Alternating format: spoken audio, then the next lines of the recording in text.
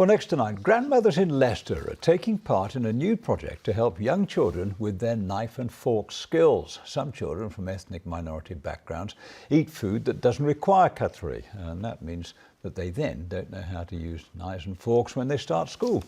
So the grandmothers are there to help the children learn outside of the classroom, as well as encouraging the youngsters to eat more healthily. Jane Hesketh reports. Which hand do you hold your pencil with when you write? This. So knife goes in your right hand and your fork goes in your left hand. Let's try. Change it over. Change it over. There. Well done. At Sandfield Close Primary School in Leicester, lunchtimes are also a time for learning. You know, when you write, which hand do you use the pencil? That? Oh, good. So you're left-handed. All right. Yeah. Okay. Nanny Rose and the other grandmas are familiar faces. They've been coming in every week to help the children with their knife and fork skills and to encourage them to eat healthily. They say cultural differences and busy mums and dads mean that some children are unfamiliar with cutlery and certain foods.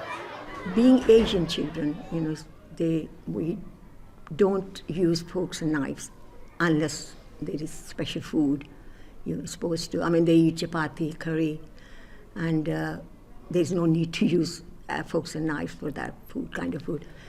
Depends on parents as well. They are very busy socially, you know, and the work has been so much pressure in these days.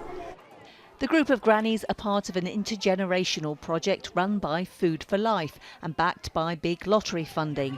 They recognise that school lunchtimes can be a daunting prospect for some 4-year-olds. They have probably never eaten at a table before, getting used to eating with a knife and fork, and in fact having your lunch with a lot of people in a large room, that's probably the first time I've done that. So what's really nice is giving the children somebody that homely feel, to make them feel at ease and to make them want to eat their food as well. Shall we try that? Being very good for you, you know. It's got full of protein. Right, well done. Encouraging the children to eat the good stuff is something the grannies are keen on. They also have a look in the packed lunch boxes to check on what they're given from home. One of the bags I opened and it was just like a chapati covered with sugar, and then he had a packet of Rolos and a packet of crisps and something else I can't remember. I think it looks like chocolate. And that's what it was, because it's easy food. You don't cook, pack it up a night before, sprinkle some sugar on it, push it in the bag and eat. And that is worrying very, very much. After lunch, it's time to go to the school garden and get ready for Granny's cookery lesson. Today they're making a garden salad, which they'll pick, peel and chop themselves. Like this, like this. Oh, that's nice. Smells nice, doesn't it? Yeah. Learning about nutrition is an important part of the curriculum here, and they're encouraged to be very hands-on. Nice how we do potatoes. Yes. The grannies aren't just extra pairs of hands in a busy school. They make a positive and lasting difference to the children.